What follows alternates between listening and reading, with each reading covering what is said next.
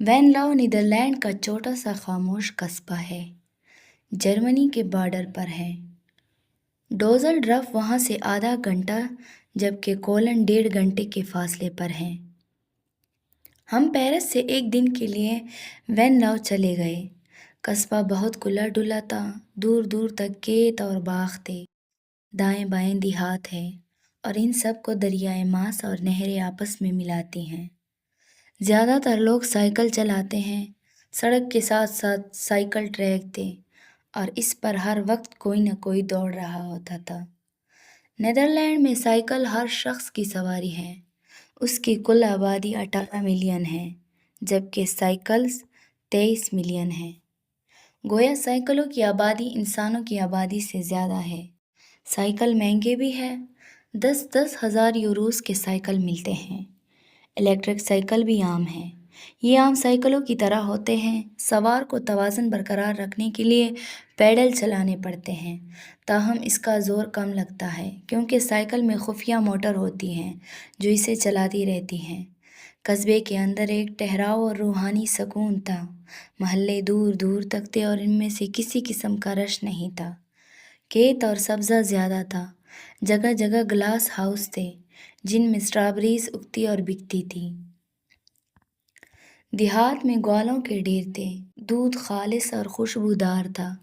नहर के साथ साथ साइकिल और पैदल ट्रैक था जो टाउन को मुख्तलिफ देहात से जोड़ता था।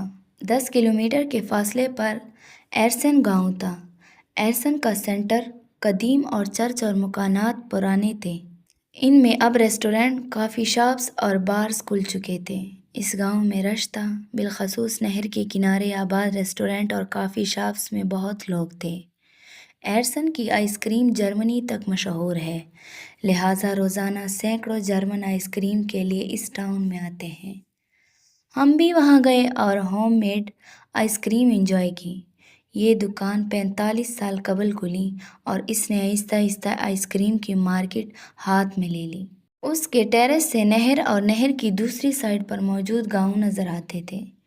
बिलखसूस शाम का वक्त बहुत पुरसकून और ख़ूबसूरत था। नहर के दोनों सिरों को आपस में जोड़ने के लिए फेरी चलती थी, जिसमें लोग साइकिल और गाड़ियाँ भी दूसरी तरफ ले जाते थे। दूसरी तरफ के देहात के चर्चिस के क्लास इस साइड से नज़र आ रहे थे और वो घने जंगलों और सरसब्ज खेतों के दरमियान चमकते हुए बले महसूस होते थे। एरसन के पुराने किले के आसार अभी बाकी हैं। बादशाह जिस जगह दुश्मनों और मुजरिमों के सर कलम करता था, वो जगह भी मौजूद थी। टाउन की पुरानी गलियों जो लाखों के सदियों पुराने आर्ट के नमूनों और कदीम चर्च की घंटों में गुजरे वक्तों की खुशबू थी। मैं आधा दिन इस खुशबू में मदहोश पीटता रहा। वेनलाउ में सिर्फ 2 पाकिस्तानी ख़ानदान हैं, गुजरात का नौजवान अदील चौधरी और लाला मूसा का एक पुराना ख़ानदान, और बस मेरी अदील चौधरी से टेलीफोन पर बात होती रहती थी। ये मुझे बड़ा भाई समझता है। उसकी कहानी बहुत दिलचस्प है।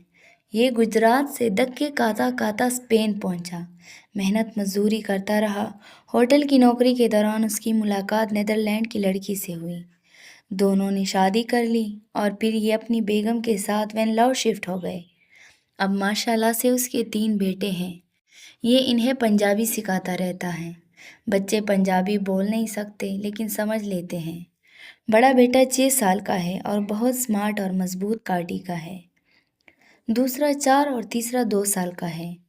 ये तीनों चाचू कहकर मेरे साथ लिपट गए और फिर मैं देर तक उनके साथ फुटबॉल खेलता रहा। अदील की बेगम देसी खाना पकाना जानती है।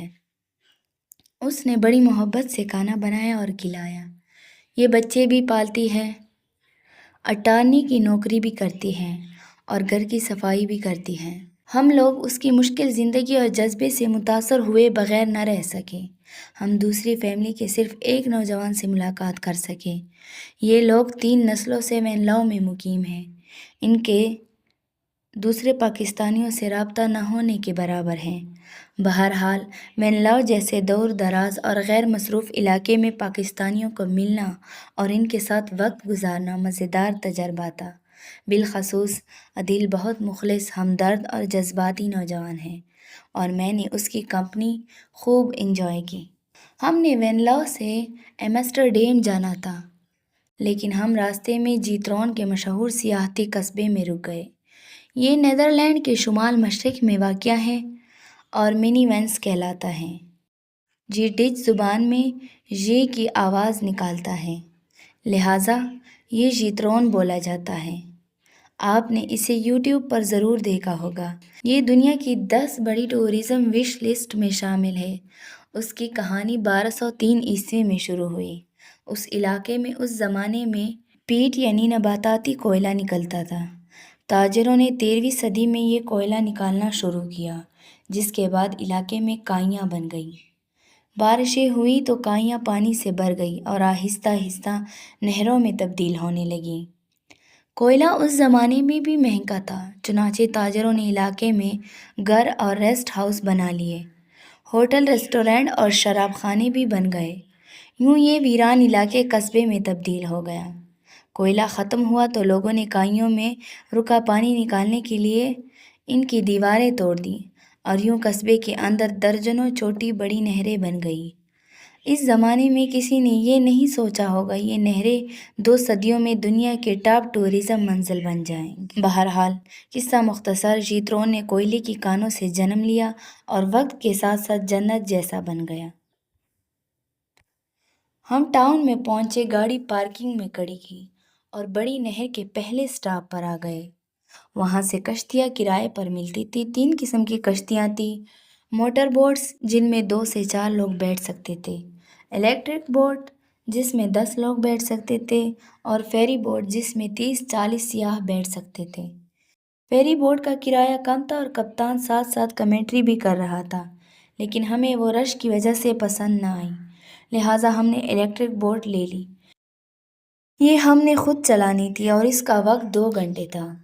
عدیل چودھری کا دعویٰ تھا یہ کشتیوں کا ٹھیک ٹھاک ماہر ہے۔ ہم اس کی باتوں میں آ گئے اور اس نے بعد ازاں کشتی رانی کا ایسا مظاہرہ کیا کہ ہمارے سارے طبق روشن ہو گئے۔ تاہم یہ آخر تک ڈٹے رہے اور کشتی چلانا بھی سیکھ گئے۔ ان کا ڈچ بیٹا بھی ساتھ تھا۔ یہ دونوں باپ بیٹا سارا راستہ اسٹیئرنگ کے لیے آپس میں لڑتے رہے اور ہم انہیں دیکھ دیکھ کر ہنستے رہے۔ جیترون میں نہروں کا جال ہے۔ یہ ایک دوسرے کے ساتھ جڑی ہوئی ہیں۔ ان کے دائیں بائیں لکڑی کے ہٹس اور گھر ہیں۔ گھر بہت صاف ستھرے اور فیری ٹیل جیسے تھے۔ ہر گھر کے سامنے لان تھا اور اس میں پھول اگے ہوئے تھے۔ ایک سائڈ کے لوگ دوسری سائڈ پر آنے جانے کے لیے پل استعمال کرتے تھے اور یہ سارے پل لوگوں نے خود بنائے ہیں۔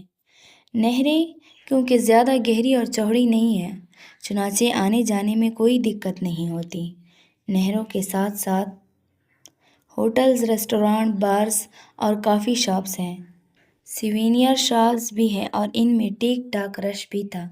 نہروں کے ساتھ واک اور سائیکل کے لیے ٹریکس تھے۔ لوگ ان پر واک کر رہے تھے اور سائیکل چلا رہے تھے۔ 10-15 میٹر بعد کوئی نہ کوئی پل آ جاتا تھا اور لوگ اس پر کھڑے ہو کر گزرتی کشتیوں کی طرف ہاتھ ہلاتے تھے۔ نہروں کی چوڑائی کم تھی اور کشتیاں زیادہ تھیں، لہٰذا یہ ایک دوسرے سے ٹکرا رہی تھی اور پھنس بھی جاتی تھی، جس کے بعد ٹریفک رواں کرنے کے لیے کشتیاں دائیں بائیں کی جاتی تھیں۔ قصبے میں چھوٹا سا میوزیم تھا جس میں گاؤں کی تاریخ، شروع کے گھر اور لوگوں کی طرز زندگی کے ثبوت اور تصویریں تھیں۔ گھر بہت خوبصورت اور اندر سے آرام دہ تھا۔ ہر گھر میں درخت اور بیلیں تھیں۔ چھٹیوں میں قصبے میں 2.5-3 لاکھ لوگ آ جاتے ہیں، جس کے بعد نہروں میں ٹریفک جام ہو جاتی ہے۔ شہر کی تمام نہریں، یہ انہیں اسٹریٹس کہتے ہیں، ایک بڑی جھیل میں کھلتی ہیں۔ ساری کشتیاں وہاں پہنچتی ہیں اور وہاں سے گھوم کر واپس مین اسٹریٹ میں آتی ہیں اور آخر میں پہلے سٹاپ پر پہنچ جاتی ہیں۔ یہ 2 گھنٹے کا ٹور ہے اور آپ یقین کریں وقت گزرنے کا احساس تک نہیں ہوتا۔ ہم نے بھی کشتی میں پورے ٹاؤن کا چکر لگایا اور ہمیں وقت گزرنے کا پتہ نہیں چلا۔ میں نے کشتی واپس کرنے کے بعد پیدل ٹاؤن کا چکر لگایا۔ وہ بھی مزیدار اور دلچسپ تجربہ تھا۔ نہروں کے اوپر پل تھے اور ان پلوں کے ذریعے میں کبھی دائیں آ جاتا اور کبھی بائیں، اور ہمارے نیچے نہریں بہہ رہی تھی اور ان میں کشتیاں چل رہی تھی اور لوگ ہمیں دیکھ کر ہاتھ ہلا رہے تھے۔ وہ منظر ہمیشہ ہمیشہ کے لیے دل میں نقش ہو گیا۔ یہ ٹاؤن کوئی بڑی گیم نہیں، 700 سال پہلے لوگوں نے یہاں سے کوئلہ نکالا، کائیاں بن گئی، ان میں پانی بھر گیا، اور پھر لوگوں نے 3 سے 6 فٹ گہری نہریں کھود کر ان کائیوں کو آپس میں ملا دیا، اور یوں جیترون بن گیا، اور دنیا بھر کے سیاح آنے لگے۔ یہ پانی آگے چل کر دریا سے مل جاتا ہے، اور پانی پانی میں مل کر تازہ ہو جاتا ہے، اس میں بو نہیں آتی۔ اب سوال پھر وہی ہے، اگر نیدرلینڈ کے چند دیہاتی یہ کمال کر سکتے ہیں تو پھر ہم پاکستان میں یہ کیوں نہیں کر سکتے؟ پاکستان میں بے شمار نہریں اور دریا ہیں۔ حکومت کسی پرائیویٹ کمپنی کو موقع دے، یہ بڑی نہر کو چھوٹی چھوٹی نہروں میں تقسیم کر کے اس کے ارد گرد چھوٹا سا ٹاؤن بنا دے، اور یوں تفریح اور سیاحت کا نیا سلسلہ شروع ہو جائے گا۔ یہ کام شمالی علاقہ جات میں بڑی آسانی سے ہو سکتا ہے۔ کاش کوئی شخص یا کمپنی یہ بیڑا اٹھا لے، اس سے روزگار میں بھی اضافہ ہوگا اور عوام کو بھی گھومنے پھرنے اور خوش ہونے کا موقع ملے گا۔